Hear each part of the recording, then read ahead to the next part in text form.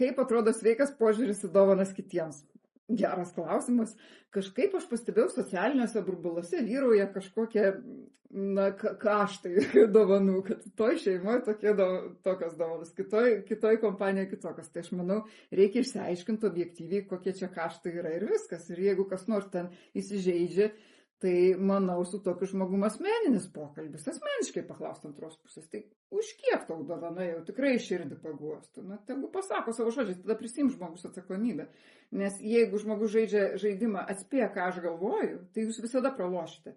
Atspėk, kiek dovana turi kainuoti, bet aš nesakysiu. Ir tada visą laiką nepataikysi.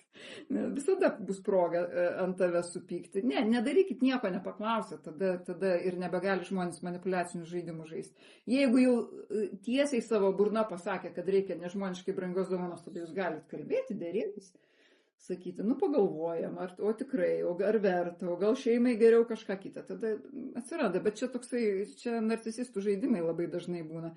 Kad, nu, aš labai čia vertinga ir tu turi atspėti ir jeigu neatspėjai, tai tada aš tave bausiu.